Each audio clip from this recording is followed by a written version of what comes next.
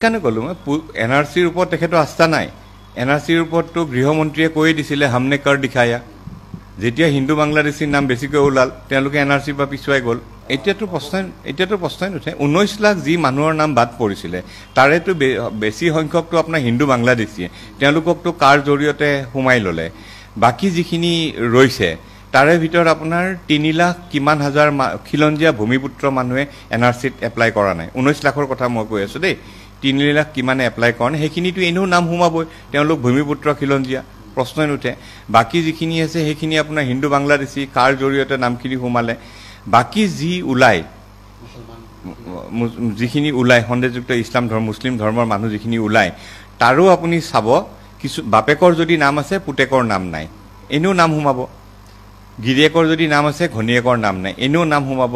চ' এই যে 1985 চনৰ পৰা বা অসম আন্দোলনৰ পৰা 2025 যিমান আমি হেৰুৱালো, হেৰি কৰিলোঁ, এনআৰচি নামত 1600 কোটি টকা খৰচ কৰিলোঁ, গোটেইখিনি কৰিলোঁ, গৈ থৈ ওলাব 4জন বা 5জনে বিদেশী ওলাব। চ' আজিৰ দিনটোত এনআৰচিৰ মতে 4জন বা 5জনে ওলাব। ইলেকশ্যনৰ আগত তেখেতে এতিয়া আৰু বহুত নতুন নতুন কথা ক'ব। যদি 3জন ACS বিষয়াই গোটেই কামখিনি কৰিছে, 5000 টকা লওঁতে আপুনি এনেকৈ হাত দাঙাই অপৰাধীক, চ' সেই 3জন ACS বিষয়াক এতিয়ালৈ কিয় এৰেষ্ট কৰা নাই? লগতে আমাৰতো সন্দেহ হয় যে 3জন ACS বিষয়াৰ কথাটো কৈ তেওঁ হাজেলাকহে ছেফগাৰ্ড দিছে, হাজেলাক বচাইছে। হাজেলাক কিয় আজি এতিয়া পলুৱাই পঠোৱা হ'ল? হাজেলাক যিদিনাখন পলুৱাই পঠাইছিলে সেইদিনাখন মুখ্যমন্ত্ৰী ডাঙৰীয়াই কৈছিলে যে এইটো অসমৰ জয়, অসমীয়াৰ জয়। আৰু আজি আকৌ এনআৰচিৰ ক্ষেত্ৰত অসমীয়াৰ গাত গোটেই বস্তুটো চেলিব বিচাৰিছে। মই ভাবোঁ যে তেখেতৰ কিবা এটা হৈছে, কিবা এটা প্ৰব্লেম হৈছে, যাৰ মই ভাবোঁ মোৰ অভিজ্ঞতা মতে যে তেখেতৰ কিবা এটা প্ৰব্লেম হৈছে, যাৰ কাৰণে তেখেতে এতিয়া যি টি কথা কোৱা আৰম্ভ কৰিছে। চ' মুখ্যমন্ত্ৰী ডাঙৰীয়া যি কয় কেন্দ্ৰীয় চৰকাৰৰ বিষয়খিনি আপুনি কেন্দ্ৰীয় চৰকাৰলৈ এৰি দিয়ক আৰু আপোনাৰ হাতৰ বিষয়খিনি আপুনি আপোনাৰ হাতলৈ ৰাখক।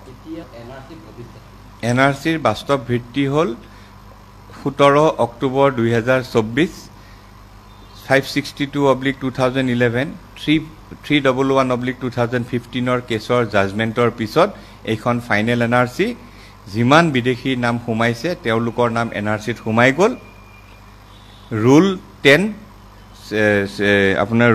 ফৰেনাৰ্ছ ট্ৰিব্যুনেল এক্ট অৰ্ডাৰ 1964 মতে এতিয়া মানুহখিনিক আকৌ যদি বিচাৰে তেওঁলোকক বিচাৰি ওলাব পাৰে আৰু তেওঁলোকক ডিটেক্ট কৰিব পাৰে, কেছ কৰিব লাগে, ডিটেক্ট কৰিব পাৰে, ডিপৰ্ট কৰিব পাৰে, যিটো কৰে। ডিপৰ্ট কৰাটো মিছা কথা, এতিয়ালৈ বাংলাদেশৰ লগত কোনো ট্ৰিটি নাই। এতিয়াতো প্ৰশ্নই নুঠে। 19 লাখ যি মানুহৰ নাম বাদ পৰিছিলে তাৰেতো বেছি সংখ্যকটো আপোনাৰ হিন্দু বাংলাদেশীয়ে, তেওঁলোককতো কাৰ জৰিয়তে সোমাই ল'লে।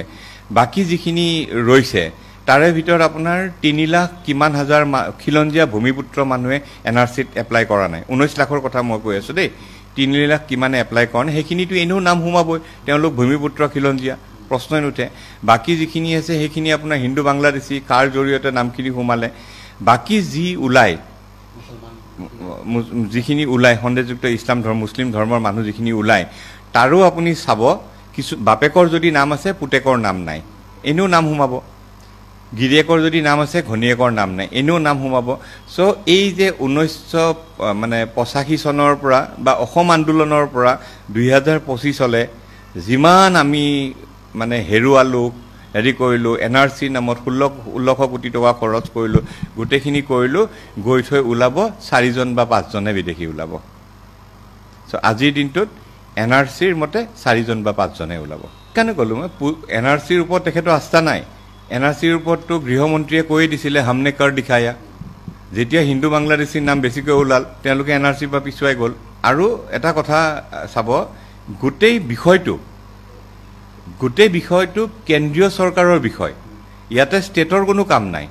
কেন্দ্ৰীয় চৰকাৰে যি কৰে কেন্দ্ৰীয় চৰকাৰেহে কৰিব, ষ্টেটে অকল ইমপ্লিমেণ্টহে কৰিব। আজি মুখ্যমন্ত্ৰীয়ে যিখিনি কথা বৰ্তমান কৈ আছে সেইখিনি কেন্দ্ৰীয় চৰকাৰক সুধি কৈছে নে নিজাববীয়াকৈ কৈছে,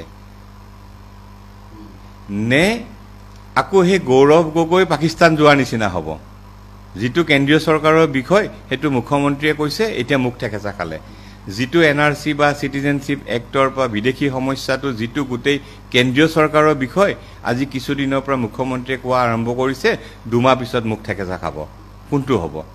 যিটো বস্তু কেন্দ্ৰীয় চৰকাৰৰ বিষয়, কেন্দ্ৰীয় চৰকাৰে কি কয় কি নকয় আমি আগতে শুনি ল'ব লাগিব, বা মুখ্যমন্ত্ৰীক যদি কিবা ইনষ্ট্ৰাকশ্যন দিছে কেন্দ্ৰীয় চৰকাৰে সেইটো ৰাইজক জনাব লাগে।